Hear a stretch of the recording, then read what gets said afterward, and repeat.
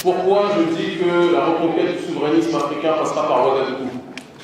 Parce que pour tous les jeunes Africains du continent, pour tous les afrodescendants, par conséquent, par définition de la diaspora, Ouagadougou, le Burkina Faso, symbolise la résistance africaine au néocolonialisme.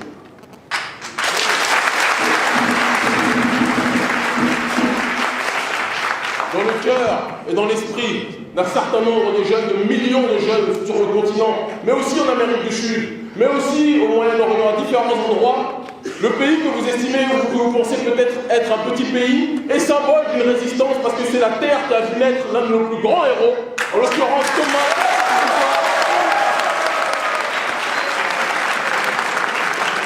Si nous sommes venus ici aujourd'hui, si nous avons décidé après le Tchad de venir au Burkina Faso, c'est parce que Thomas Sankara a guidé notre combat, a guidé notre espérance, a guidé notre motivation.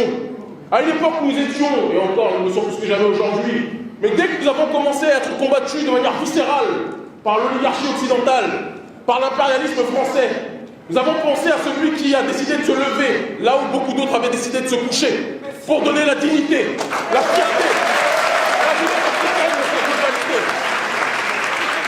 Si nous sommes ici aujourd'hui, c'est parce que le Burkina Faso, la patrie des hommes intègres et des femmes intègres, parce que c'est ce que vous êtes plus que jamais, est aujourd'hui le symbole, un symbole bicéphale, à la fois le symbole d'une jeunesse pleine de vitalité, pleine de dignité, pleine d'amour. Ça fait 4 jours que nous sommes là, mais à chaque fois que nous marchions dans la rue, nous voyons des frères et des sœurs qui nous saluaient, qui voulaient nous dire que le combat pour le panafricanisme est un combat pour lequel ils sont prêts à mourir.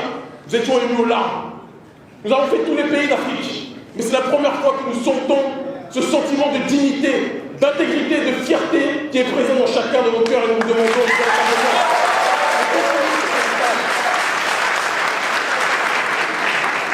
mais nous sommes venus aussi ici parce que plus que jamais le président Thomas Isidore Sankara disait quelque chose qui a toujours résonné dans nos cœurs: la main qui donne, la main qui prête et la main qui dirige. Et nous saignons du cœur lorsque nous nous rendons compte que dans la patrie des hommes intègres, qui est pour nous, qui sera peut-être pour nous la capitale du panafricanisme moderne, lorsque les États-Unis d'Afrique seront mis à jour et mis en place, tôt ou tard, nous réalisons que l'impérialisme français a changé son mode de fonctionnement. L'impérialisme français aujourd'hui a changé son mode d'action, son mode d'attaque. Hier, ils venaient en serrant les dents et en nous opprimant.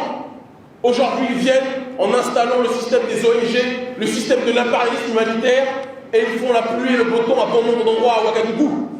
C'est quelque chose que peu de personnes osent dire de manière publique. Mais quand je parle avec chacun des frères et des sœurs présents à Ouagadougou, eux-mêmes me le disent parfois en chuchotant. Et lorsque nous parlons de souverainisme, le souverainisme, ce n'est pas accepter que des entités exogènes viennent nous dire ce qui est bon ou mauvais pour nous autres Africains. Dire cela ne signifie pas que nous sommes racistes. Dire cela signifie que nous sommes dans une démarche de souverainisme. J'ai lu un article, ce n'est pas Kémy Séba qui l'a écrit, de Slate Magazine, on ne pourra pas reprocher ou soupçonner ce magazine d'être un magazine panafricaniste, et qui disait que Ouagadougou est le paradis des ONG occidentales. Je dis qu'il y a un début pour tout et une fin pour chaque histoire. Ce que nous voulons, c'est que Ouagadougou soit le paradis pour l'homme et la femme africaine.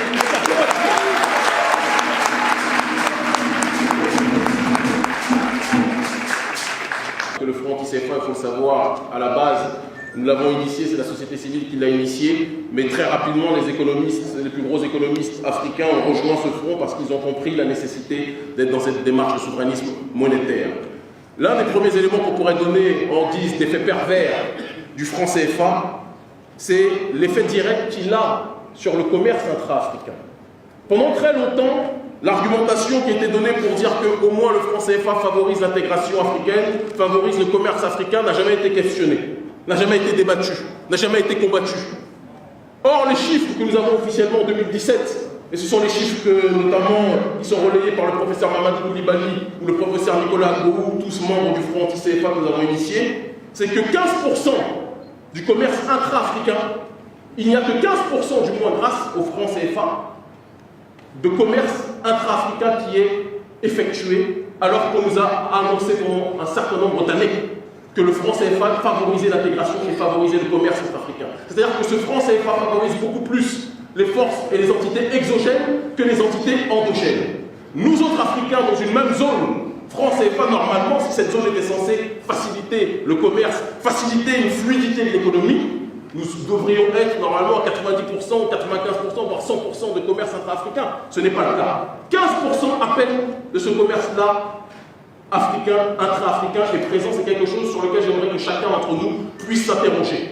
Deuxième élément qui me paraît extrêmement important, on dit que normalement l'économie doit être un outil permettant de favoriser le développement humain, de mesurer le développement humain. Les pays de la zone franc sont parmi les pays qui connaissent le plus faible taux de développement humain. Tout le monde le sait. Depuis 1946, 26 décembre 1946, date à laquelle le franc CFA a été instauré, nos économies n'étaient peut-être pas bonnes avant puisque nous étions sous la colonisation, mais sous le giron du franc CFA, nous avons empiré notre situation de telle sorte que je n'ai pas peur de dire qu'aujourd'hui, à une époque où l'Afrique est censée être libre, elle est plus pauvre aujourd'hui, durant ce néocolonialisme, qu'elle l'était à l'époque de la dite colonisation.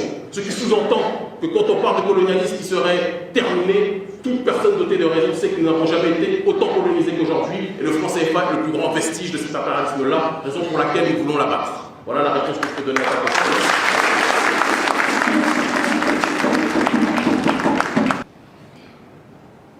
Durant la période de l'esclavage, il y avait, et il y aura toujours, il y a eu, il y a et il y aura toujours deux types d'esclaves. Je suis convaincu que toi et moi, on sera d'accord sur ce terrain-là comme sur bon nombre d'autres. Ceux qui vivaient sous la plantation disaient que la plantation, on peut se plaindre des coups de fouet du maître, mais on a à manger le matin, le midi et le soir. On peut se plaindre des coups de fouet du maître, mais on a un lit pour dormir. Quand il pleut, nous sommes à l'abri. Quand il neige, nous sommes à l'abri.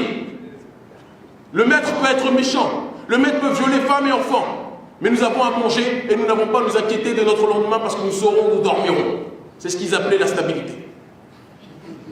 Et il y avait les nègres marrons, des sankaristes avant l'heure, ou des burkinabés avant l'heure, qui disaient que peut-être l'avenir est instable si nous décidons de quitter la plantation. Mais mieux vaut la liberté dans l'incertitude que la stabilité dans l'oppression. C'est la démarche.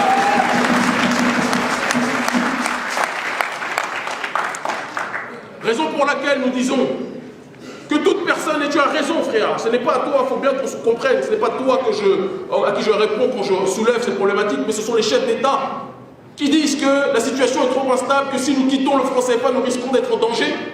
Mais ce sont des gens qui ont tellement été habitués à normaliser le fait de se faire fouetter que pour eux, se faire fouetter est la norme.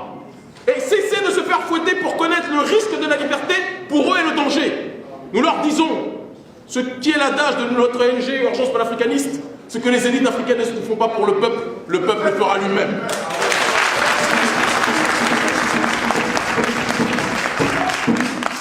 Et la dernière question qui est fondamentale, elle aussi, comme les deux autres en réalité, est-ce que nous ne sommes pas parfois trop radicaux dans ce combat contre le néocolonialisme, dans ce combat contre l'impérialisme pour lequel certaines personnes payées par l'Occident, certains frères et sœurs payés par l'Occident, parce qu'il faut le dire aussi, n'hésitent pas à nous taxer parfois d'extrémistes. Nous disons que quand nous voyons notre peuple se faire violer, être radicalement opposé au viol, ce n'est pas de la violence, c'est de l'intelligence. Voilà la réponse que nous avons. Et il serait peut-être temps quand nous voyons tous les dirigeants qui ont décidé de collaborer avec la France-Afrique, d'être un petit peu plus radicalement opposés à la manière dont les choses se font. Nous sommes une nouvelle génération. Nous avons vu nos parents souffrir. Nous avons entendu nos grands-parents souffrir. Nous avons vu nos frères et sœurs aux Caraïbes être déportés et souffrir aussi. Dire cela ne signifie pas que nous sommes anti-blancs. Nous sommes simplement anti-oppression. Et les vrais occidentaux dotés de raison sont ceux qui nous soutiennent, et il y en a beaucoup plus qu'on ne le pense. La plupart des occidentaux qui nous combattent sont ceux qui ont quelque chose à se reprocher, parce qu'ils savent très bien que si nous voulons un monde égalitaire, ceux qui vivent de privilèges finiront par les perdre. Mais ces gens-là, ça ne nous dérange pas qu'ils nous diabolisent, parce que nous ne sommes décidément pas dans le même camp, clairement et simplement. Voilà ma réponse.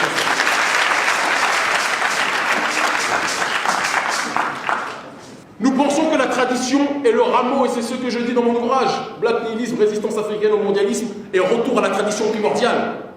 Je fais partie de ceux qui pensent qu'il est fondamentalement nécessaire que la tradition, quand on vient voir le chef traditionnel ici, le Moronaba, pour nous c'est une fierté. Et avant d'aller voir quelconque autorité politique, la première autorité que nous voulions voir en venant ici, c'était le chef traditionnel. Parce que c'est comme ça que l'Afrique du XXIe siècle se doit être. Elle se doit de respecter ceux qui sont les garants de la tradition. Mais cela ne doit pas nous pousser à tomber dans l'obscurantisme. Certains trouvent de la force dans la religion dans laquelle ils sont. Tant qu'ils ne renient pas la tradition, et c'est ce que nous avons vu.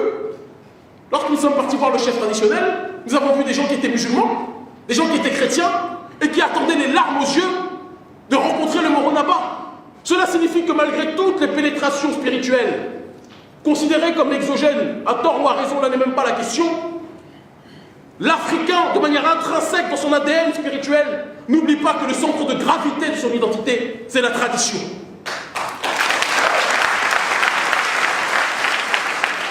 Le sol le plus riche est le sol qui est le sol africain. Le monde entier le sait. Mais nous faisons semblant, nous autres Africains, de l'oublier. Il y a un adage qui dit que l'Africain agit tel un aveugle, assis sur un banc en or massif. Et il fait la manche. Il fait la manche à des gens qui n'ont pas son banc en or massif, qui prennent progressivement des parties de son banc, qui lui donnent des miettes de son propre banc. L'Africain est assis à ce niveau et au fur et à mesure, il diminue. Jusqu'à ce qu'il finisse par se répartir.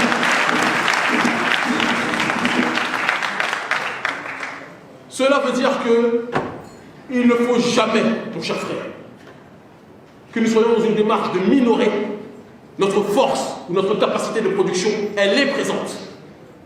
Mais nous ne la valorisons pas parce que justement l'instrument monétaire que le franc CFA favorise le commerce avec ceux qui contrôlent l'économie.